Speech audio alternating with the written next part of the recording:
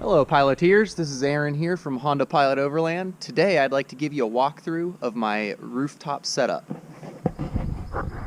So I want to start off with the roof basket first. This is a Smittybilt Defender one-piece roof basket. I was able to find it on Craigslist and actually got the lights and the wiring all together for only $300. I was really lucky. This particular basket is 48 inches by 48 inches, and it fits on the Pilot, in my opinion, really well.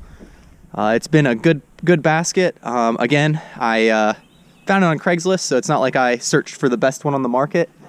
And I really like the way it's kind of slim, not too bulky, especially with the weatherproof boxes that I chose. They're just let's see what they are, Plano all-weather tactical rooftop boxes. They've been pretty water resistant. When I strap them down, I do put a strap over the front and the back to kind of squeeze down this lip right here to just keep it extra tight for when you're driving in the rain. It helps to just kind of close that gap and keep everything inside dry. I've had these on the top of my car a lot, and I'd say they're holding up to UV and the sunlight pretty well. So I got a high lift jack here on the side, and you might be thinking, well, why do you have a high lift jack on a car with no jack points? Well, I use it for one as a hand winch. It's a really strong hand winch. You use that with chain. You can kind of Google how to use a high lift jack as a hand winch. But I've also used it to jack up trailers, to lift up trees that get pinched on your chainsaw. There's really a million different uses for it. You can even rotate this top piece up and use the foot in that top piece as a clamp to kind of squeeze on things. So I've actually gotten a good bit of use out of it, and I've really found it worthwhile. It came with the roof rack as well. So who knows, I probably wouldn't have bought it if it didn't come with it, but I have found a lot of use for it so far. The LED pod lights here are ProComp Explorer lights.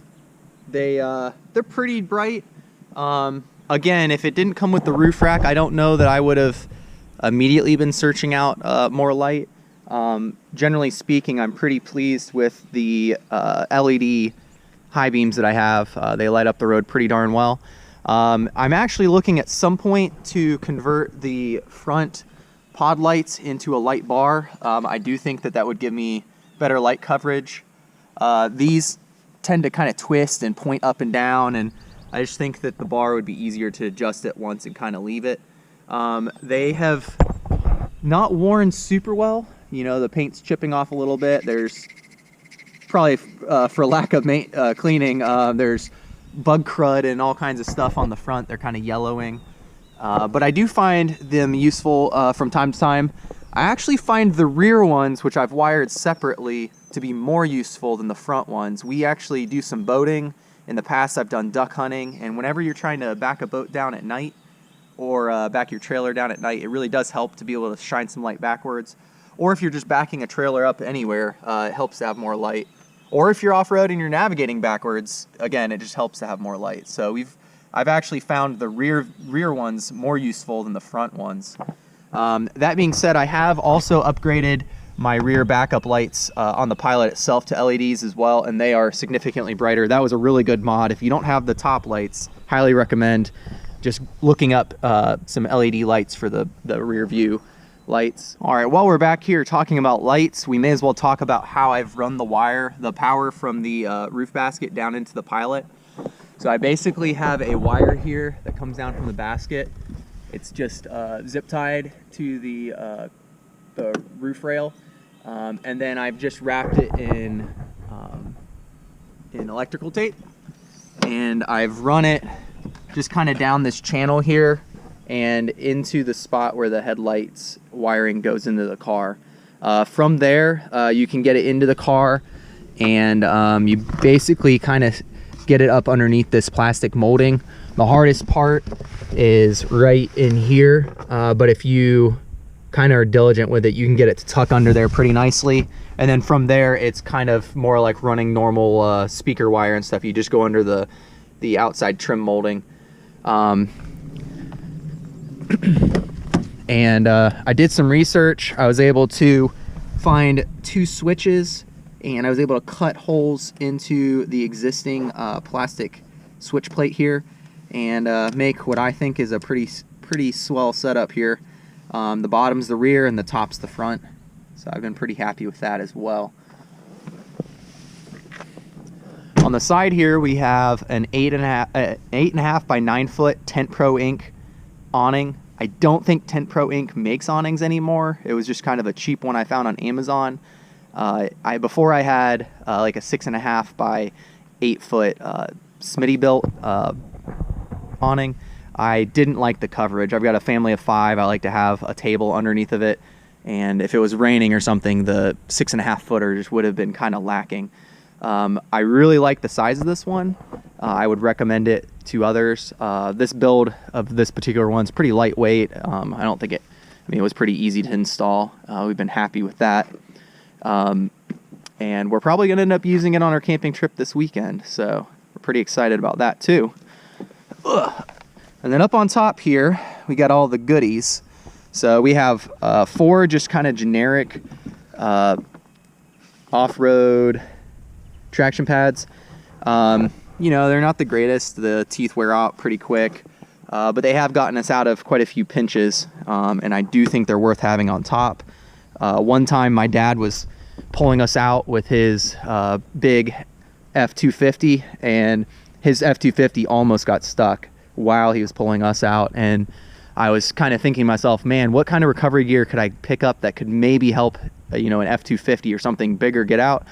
And the beauty of the traction pads is that the car's power still is, you know, part of what's helping it get out. So I did pick up some of those, and I probably should have picked them up sooner. I think that the hand winch and those that's where you start with the recovery gear, in my opinion, and some good chain, rope, and then also just analyzing your recovery points. All right, so and then up in the boxes, what do we have? So again, I have a family of 5. So I have in this first box 5 chairs, camp chairs. In the past, we've actually carried them with us with a folding table, which also just kind of goes nicely on top of these boxes. We used to carry it like everywhere we went, and you'd be surprised as a family of 5 how often you get into, you know, you go to a party or you go to somewhere where there's a gathering, and it just is nice to have your own seats. So we have 3, you know, kid-size folding chairs, and then 2 adult, you know, super ultralight compact camping chairs. Eventually, as the kids get a little older and they can set up one of these ultralight camping chairs, we'll convert to having 5 of those. It'll actually free up a little bit of space in here. It's a tight fit, as you can see. It actually fits perfectly. Couldn't really hold anything more.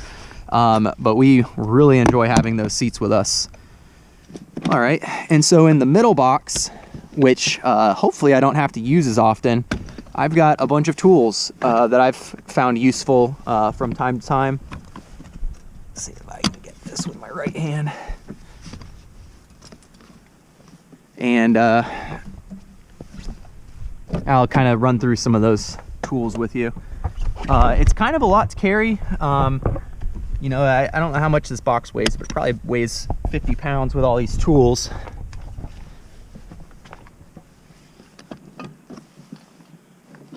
But again, it's nice when someone's broken down on the side of the road. If you have time, you can kind of pull over and see if you can help them. And if you have tools, you can help a lot of people.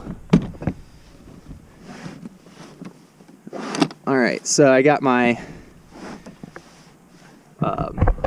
electric impact gun here, 24 volt Cobalt impact gun. This thing's been beast.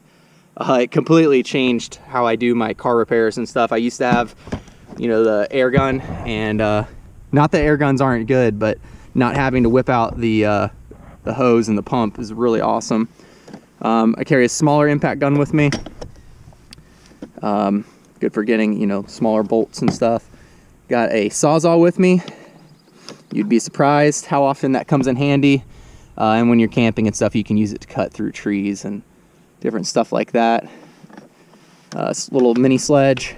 For the Pilot, we'll get into this on another video. I'm going to do a kind of, I don't know how many miles I've had my lift, but I'm going to do a review of my lift and, you know, my thoughts on it. But you can kind of get a little bit of an idea of it by this tool, because I use this tool and this pair of vice grips to remove axles when they die. And you know, I've had a bit of a history with the axles dying. In hindsight, I would still do it over again myself, but part of the reason is because I'm able to fix the axles, you know, relatively easy. So, but I do carry some tools for helping get that axle out in case I needed to. I don't carry any spare axles at this point in time. Thankfully, I've only had one that just stopped working entirely, and it was at home. Also, it gave us lots of warning before it broke. I should have had it replaced sooner. Lots of wrenches. Can be useful to have split ring pliers, lots of sockets. I have another toolbox that I put underneath the passenger side seat here, and it's kind of it started out as like a cheap Walmart kit, but now it's my little homebrew miscellaneous toolkit. Yeah, it's got like a little piece of pipe in there, all kinds of extensions that I've kind of slotted into different places. And then here we have a bunch of miscellaneous stuff that normally wouldn't be in the toolkit, but it gets me out of a lot of pickles. So yeah, so that's about everything we have on the rooftop. You know, if we live in the Southeast, so a lot of our trips, you know, are more on-road than off-road. We don't have lots of, you know, we don't have miles and miles of off-road trails to drive on.